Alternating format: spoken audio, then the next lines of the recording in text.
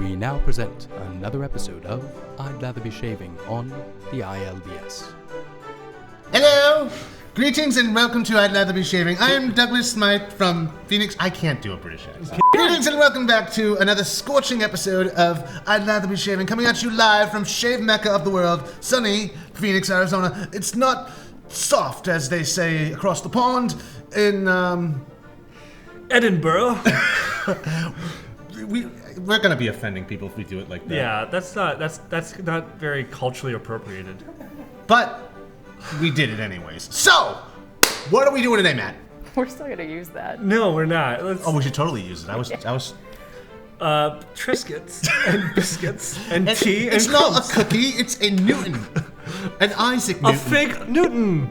Oxford. Pinkies up while you're drinking your tea. 1943. But John, I want more water. Please, sir, can I have some shaving cream? Please to have some more. Are you finding this out? Okay, clearly we can't do British accents, but Yeah. today's episode, if you haven't figured out by now, is about England. Sheffield. All things about the previous shave mecca of the world. yes, until Phoenix sprouted up and took over. We dominated. America, USA, USA, fade to black, fade to black. All this and more on today's episode of I'd Lather Be Shaving. So weird.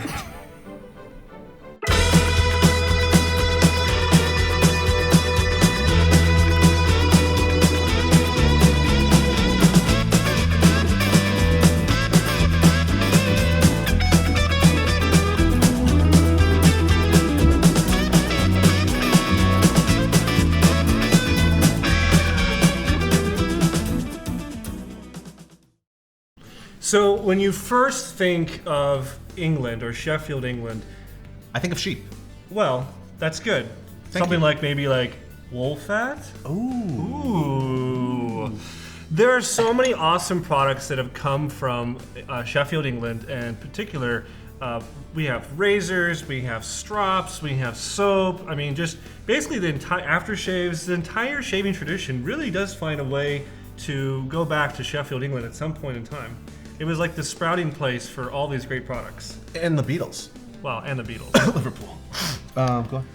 Well, I mean, we could start, as I always like to do, in chronological order. So Sheffield became, known as the City of Blades, starting as far back as a company that still has its roots around the shaving world today with Wilkinson sword. These guys got started like in the 1770s. 1772.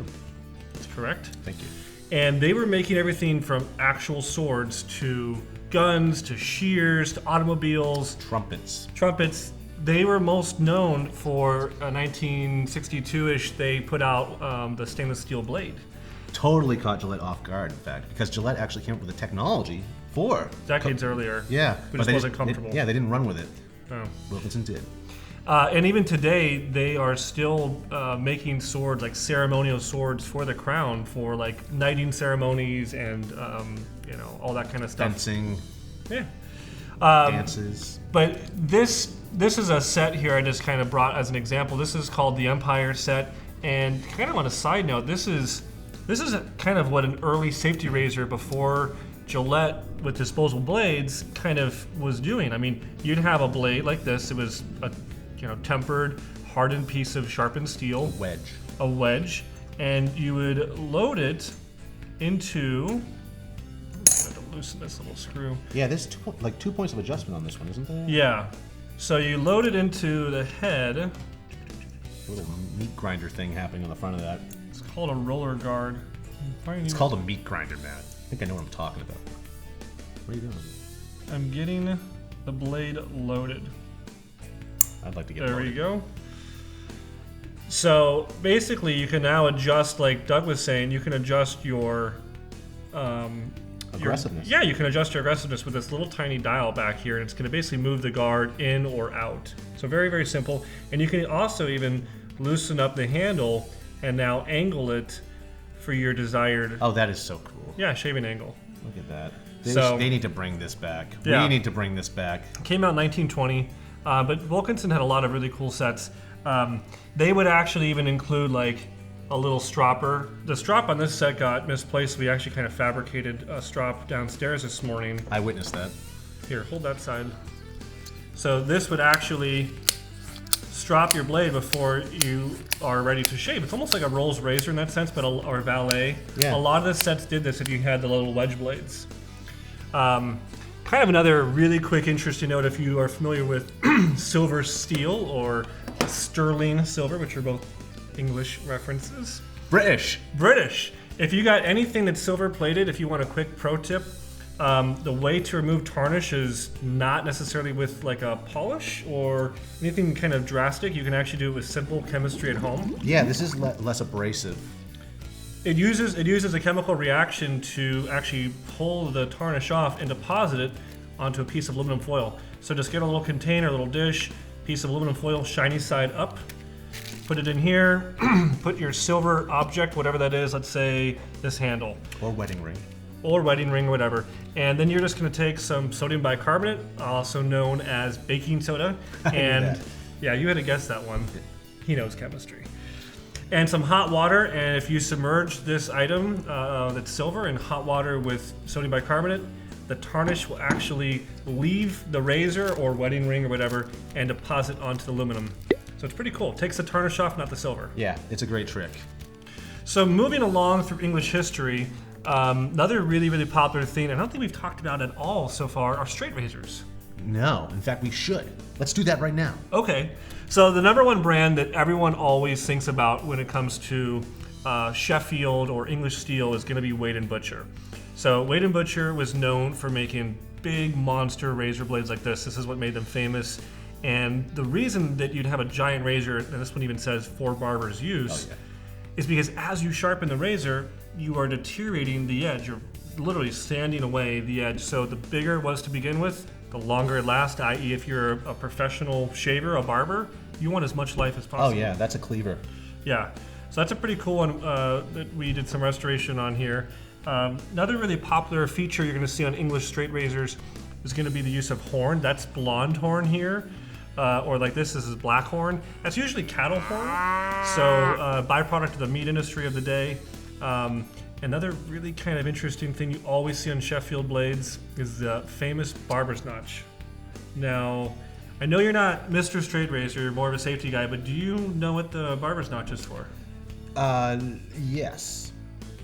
Guesses? Oh, you Trivia? don't think I do? No, I want to hear it from the horse's mouth. Well, the barber's the barber's notch is what with earlobe size. They would check your earlobe with the. Let's do it right here. What do you think? Hey, yeah, it does fit an earlobe. Huh? Or we could just take that earlobe Right off.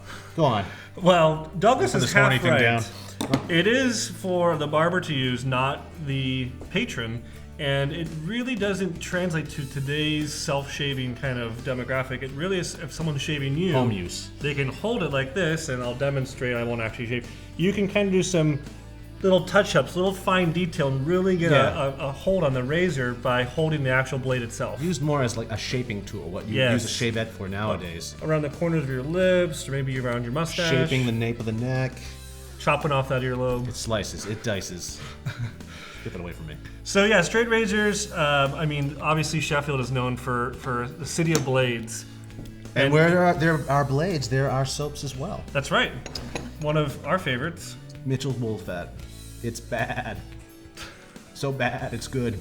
Sorry, I love you. Okay, go on. No, I always thought maybe you could touch upon this timeless formula. Well, this is a love-hate thing. I mean, there are people out there that absolutely love Mitchell's Wool Fat, and there's people that absolutely hate Mitchell's Wool Fat, only because they feel, user error is so predominant in wet shaving, in life.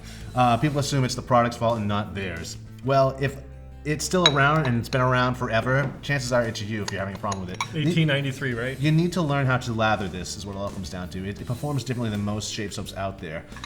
So a classic, and yes, 1893. What makes it special? What makes it special? I have to say the age makes it special. Or the wool fat? Well, yes, it's made with wool fat as well, but I mean, like, there's, A-E-I-O-U. Yes. So yes, the wool fat does make it special, but I also think it has to do with the fact that it's over 100 years old too. Old formula. It's a great formulation. It always has been a great formulation, and it's a classic. Other cool shaving products, of course, would be the Taylor, the Trumper, all these big brands. The 3 Ts. The 3 Ts that are still out of Sheffield area or London, greater. Some of the best shaving products, the soaps, brushes, so many things we could say from. Piccalilli Circus. Is it Piccalilli? Yeah. Piccalilli. That's like relish, right? Even English Bridal is a kind of a tanning method for leather. This is the English Bridal strop. So not made in England, not necessarily English leather itself, but it's more just the tanning method and the kind of process the leather goes through to make it this kind of supple. Speaking of English leather. Yes. Shall we move on? Absolutely. Okay, let's check out some English aftershaves. First of all, I gotta be honest with you. Only one of these you see before you is actually of British origin. Guess which one? Hold on. Okay. We got Andy Caps aftershave, English leather, and last but not least, London leather. For some reason, I'm gonna have to go with Andy's Caps because I've never heard of it. Oh yeah. Oh, Andy Cap. Well, you know the comic strip, right? Yes. Okay, yeah. This actually is the only one that is of British origin, and this is from 1980. This is a one-off. As you can see, it cost £2.50. £2 pounds, £2 50 pence. 50 pence. God. Get your history right. I'm a gringo. But yeah, give that a whiff. Let me know what you think. This is another love-hate thing, folks. This was a one-off. It does say flammable. It is certainly flammable. That has to do with EU certification. It's very nice. Oh, really? Some people think it'll take the paint off your house, but no, it smells great. I would love to put that on. yeah. So good things come with age, apparently. But yeah, from 1979 to 1980. So it pretty much was around for a year, from what I understand. But it was a novelty item completely. Kind of citrusy, kind of spicy, a little musk. Let me whiff that. Definitely Ooh, it musk. has changed. I do really dig this one too. Is if you can find it, you're Yeah, not going to pay it's too really much good. for it. Probably $15 on eBay if you can find it. But it's something. It's a curiosity to have in your collection with a Bakelite cap. Now we have London leather, and this is a very rare find. Not from England, however. It's actually from California. I almost feel like if they have to put the word English or London, then it's like it's not really from there. Yeah. No, Okay, that's darker. That's almost like coffee almost. I mean, it's dark. This is nice. If you can Sultry. find this, and I doubt you will, but if you can find it, really good. pick it up. It's another curiosity to have in your collection. And if you actually know anything about it, I would love to hear about that in the comments because I can't find anything out there. But yeah, except that it's from California. Yeah. Now we get to English leather. Now, English leather was created in 1949 by the MEM company, or MEM, or MEM's the word. They are currently owned by Dana. But their formulation has changed, much like the Shulton and Old Spice formulation versus the modern formulation of Old Spice. Same thing happened with English leather. So this is a vintage bottle. If you can find vintage, I recommend it. They're both actually great scents, I think, but there's nothing like the. What do you think? I like that one Yeah, a lot. nothing like the original. The original had the leather scent in there, or the leather note in there. It's really something good. richer. Yeah. You know, and then you have the modern scent. Yeah, this one comes from my dad. I think this is from the 90s. Thanks, Dad. Yeah, this one is like, it's just not as deep. Like, Yeah. whenever, it's almost like when we did the Old Spice episode. Yeah. It's the same thing. You smell the old one, then you smell the new one, and those ones just have so much more, like, depth is the best word. This one just smells like it's like all on the surface. Like, it's not as It could, rich. you know, and it could be the ingredients, it could be the age. The top notes for English leather are citrus, like a moss, like an oak moss, Yeah. heart note, and the base notes are like, I don't know. Let me see if I can smell these as you're telling It's like me. a leather cedar combo. Yeah, definitely got the cedar in there. Yeah, top note like lemony, bergamot. It's awesome. Yeah. I mean, this. So yeah, the lemon hits you first. The bergamot. You getting that? Oh yeah. Yeah, and then the oak moss, and then the leather as it dries down services to the top, and it's just a classic. It's a classic to have. It's cheap. I recommend everyone have a bottle of it in their collection. Yeah, it's classic. So that's all I got. I had one other tip that I forgot to mention when we were talking about. Well, let's talk about it more. Straight razors. Just one quick note: if you're out there in the wild and you're picking, and if you see something that says Sheffield on it or England.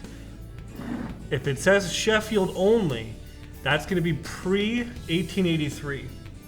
Why is that? Because in 1883 there was a law passed, any exports they had to start putting in the country, not just the province or the township, whatever. And so if it says England on it, it's going to be a razor made after 1883. No kidding. So that's just a little pro tip as you're out picking, Picking. like American pickers. Oh, I thought you meant like tulips. Nope, that's what you do. So, what are we gonna do now, Matt? I think we're playing Russian roulette. Holy! Oh, no, Doug, not that kind of. No! You look pretty. Okay, so what we are supposed to be doing With this hot fusion basket. turns out I had it way off. When he said Russian roulette, well, I was thinking Russian roulette, you know. But, So he brought a gun. But it turns out we're gonna be smashing eggs on our head. Now this is, I can't touch the egg. This goes back to an ancient British tradition. And the British folks watching this are like, what are you talking about, Doug? I'll tell you what I'm talking about. Back in the day, the church would lure people to church by passing out eggs. That's right. Think bread and puppet, something along the lines of that. There was one day that a bridge burnt down or something happened with the bridge. People couldn't get into the church. I don't know. So they started throwing eggs over the wall.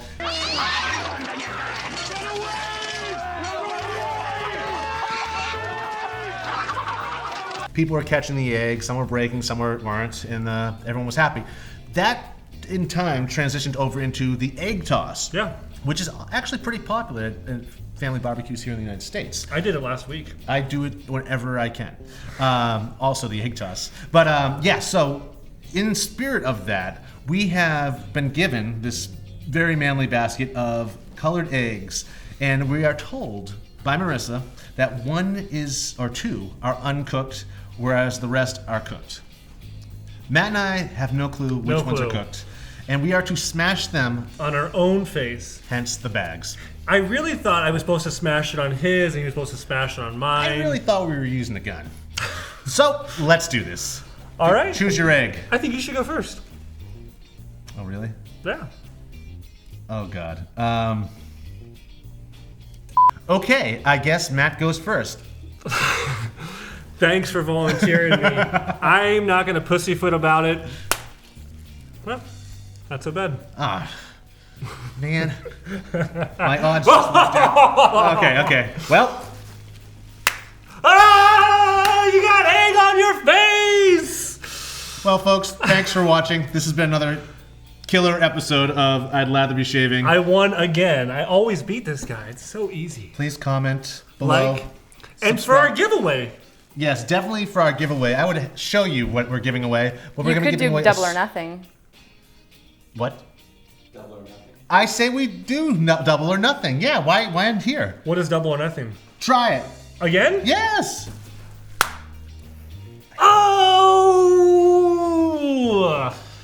Go ahead. Well, thanks for watching, ladies and gentlemen. Double or nothing. Double or nothing. Ah. Okay. It did break. Your turn. So we're just gonna keep on going. Yes. You just want to see egg on my face. I pretty much do. Let's do this. Oh! Oh! Oh! Well, thanks for watching, everybody. This has been another great episode of I'd Lather Be Shaving. It has been great, hasn't it? Please like, subscribe, Comment. Comment below to enter our giveaway. It'll be a shave soap and an aftershave of my making. Hopefully it's not egg scented. Hopefully it's not. If you enjoyed this episode, though, please leave a comment below, and especially if you know anything about London leather. I'm very curious about that one.